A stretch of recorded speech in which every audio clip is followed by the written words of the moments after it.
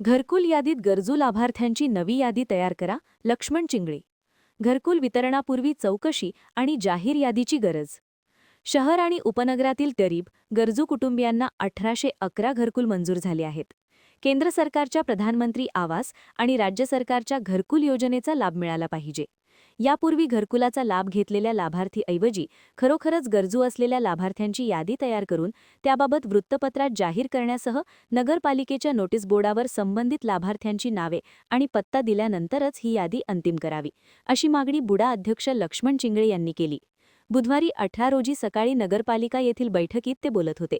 बैठकीनंतर याबाबतची निवेदन नगरपालिका आयुक्त गणपती पाटील यांना देण्यात आले.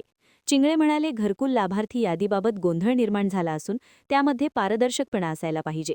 जिल्हाधिकाऱ्यांच्या सूचनेनुसार हे कामकाज पार पडले पाहिजे. एससी, एसटी लाभार्थी आणि सर्वसामान्य लाभार्थ्यांना वेगवेगळ्या प्रकारचा निधी मंजूर झाला आहे. सर्व लाभार्थ्यांची योग्य ती चौकशी करून सर्वांना विश्वासात घेऊन चर्चा करूनच अंतिम यादी तयार केली पाहिजे. शिवाय घरकुल प्रकरणाचे काम पालकमंत्री सतीश जारकीहोळी, खासदार प्रियंका जारकीहोळी यांच्या प्रमुख उपस्थितीत झाले पाहिजे. आतापर्यंत अनेक लाभार्थ्यांनी 4ही हप्ते भरूनही त्यांची नावे घरकुल यादीत नाहीत. त्याचीही चौकशी त्यांच्यासह उर्वरित हप्ते भरणाऱ्यांना 15 दिवसाची मुदत द्यावी. विशेष करून श्रीमंतांना ही घरे घेण्याऐवजी गरजूंना मिळावीत अशी अपेक्षा चिंगळे यांनी व्यक्त केली. नगरपालिका आयुक्त गणपती पाटील यांनी निवेदन स्वीकारून माहिती घेतल्याशिवाय घरकुलांचे वितरण होणार नाही याची दक्षता घेण्याची ग्वाही दिली. यावेळी चिकोडी जिल्हा काँग्रेस उपाध्यक्ष रोहन साळवे, टाउन प्लॅनिंग अध्यक्ष निकू पाटील, सुजय पाटील, प्रतीक शहा, किरण कोकरे, गजेंद्र पोळ, जाकीर कादरी, अमोल बन्ने, रवी श्रीखंडे, ॲड संजय चव्हाण, किरण पाटोळे यांच्यासह कार्यकर्ते, महिनावर्ग उपस्थित होते. महान कार्य न्यूजसाठी गौतम जाधव, निपाणी. त्यांची पूर्ण यादी आहे, ती यादी कन्सिडर करावी. ती यादी कन्सिडर केल्यानंतर ती यादी पेपरमध्ये जाहीर करावी.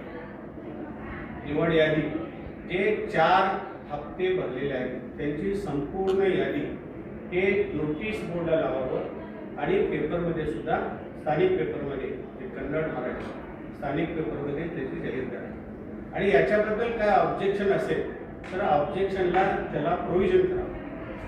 की समजा एक अतिशय श्रीमंत माणसाला घर मिळालेलं आहे, म्हणजे एका गरिबाचा हक्काचं घास काढून घेतलं असतं, म्हणून ಅದಕ್ಕೆ ಮಾಡಿದ್ವಿ ಆಬ್ಜೆಕ್ಷನ್ ಹಾಕಕ್ಕೆ ಒಂದು 15 ದಿವಸ ಆಯ್ತು.